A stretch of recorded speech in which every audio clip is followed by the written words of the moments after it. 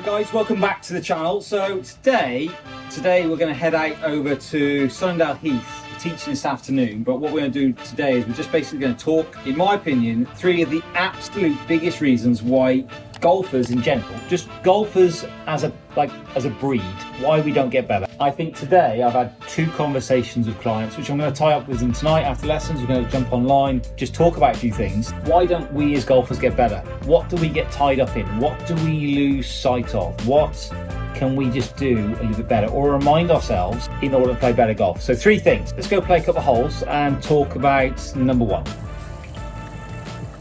Callaway sent me some new irons, excited. Part and parcel really why I wanted to do this. Need a ball. The main reason people just don't get better at this game, and it's a boring sentence, people don't take stats. I'm not saying anybody needs to take the world's biggest stat collection ever. I think we would just all get a little bit more of an understanding of our own game if we just decided to take a little bit of stats. So it could be as rudimentary as how many fairways did you hit?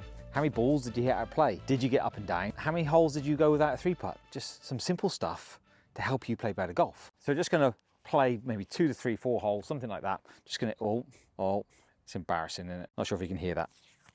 Oh, yeah. So for anybody watching this video, you're probably watching this video because you've got to a point in your golf where you stagnated. You're trying 100 different things, maybe even sourcing some lessons, which is brilliant, but your golf just isn't getting that much better. Now that could be just simply we're not practicing the right things. How many of us, hands up, I better put my hands up here. Hands up if you go to the range and work 6 irons and 7 irons, because that's the only club in the bag we hit on a round of golf, apparently. So I do all my swing work with a 6 iron and 7 iron. Yeah, I'd imagine if we really thought about it, go on then, it'd be embarrassing, wouldn't it? No, it wouldn't be embarrassing.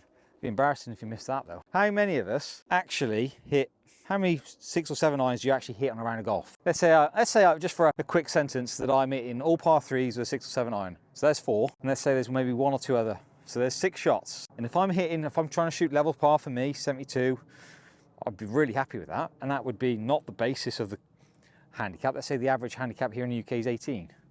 So I've got 6 shots out of maybe, what, 90? That are 6 or 7 irons? That doesn't even sound like a good idea, does it? Doesn't even sound good. Think about that logically. Even if you were getting better at your 6 and 7 irons, does that, relative to the percentage of score, relative to how many shots you're hitting around a golf, does that really small percentage help you play better golf? There could be some bigger wins, you never know, right? There could be some really, really big wins for you to play better golf. I think most time we spend on the range should be much more beneficial, maybe getting this working, maybe getting your wedges working, just becoming a much more prolific player. Okay, Pete, let's not miss right. There's a house down there. That could actually be on the green. Right, so stats aren't there for anything more than maybe just helping us recognize what's the most important part of our game. Like, where are we losing shots? Ideally, you could take that to your golf coach.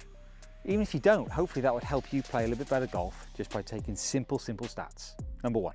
Oh, need to get back in the gym. Chippy chip chip. Right, number 2, and this has got to be, for me, the biggest cop-out for any golf coach to say to any student, like, just period. Just go and get more reps. Like, just don't worry about it. I know you're not hitting it great right now, but just go and hit more reps. Trust me when I say, if you just go and get more reps, you're gonna get better. Now, there is a certain truth to that, but let's just do some maths for a minute. And if I just lay this maths out for you. Number 1, let's say the average player on tour inside the top 10 in the world is between 30 and 40. Let's just say that, right?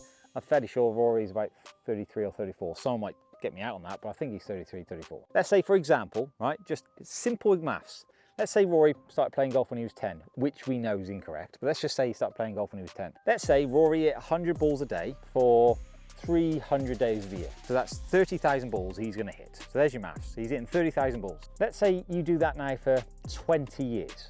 So he's hitting 600,000 balls. So by the time he goes from the age of 10 and then hits his 30s, he's hit 600,000 balls. That's great. So that makes him, inside the top 10, that makes sense. But why are not 45-year-olds even better than Rory then?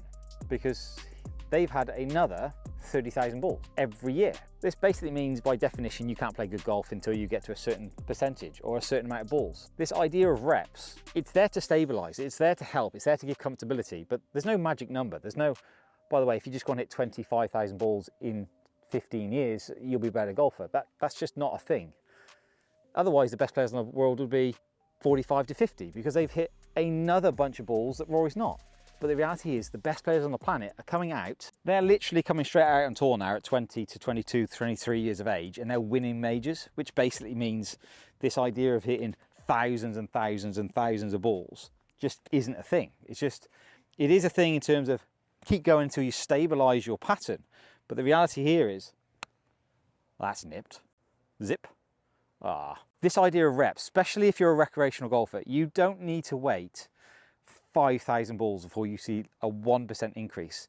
Here's a simple rule. If you're not like immediately getting better within, I would say, a maximum in a lesson of 10 balls, certainly once that golf coach has made an appropriate change, you should see it like an immediate change. You should see just, I've got better. Now, it takes reps for that to be subconscious and for you to feel comfortable making that change, but it's not going to take 20,000 balls. We should be able to make a change as golf coaches to students. If we understand our patterns correctly, we should be able to make a change, an impactful change on your golf immediately. Then it is just getting comfortable with it. So let's back that up even further with some more numbers. Let's say you're not Rory McIlroy and you're not hitting 100 balls a day, right? Let's just say that that's not us. Let's say the average golfer, and I'm saying literally the average golfer, the player that's sort of looking after his game, wants to play better golf, those sorts of ideas. Let's say they hit, can we say 1,000 balls a year?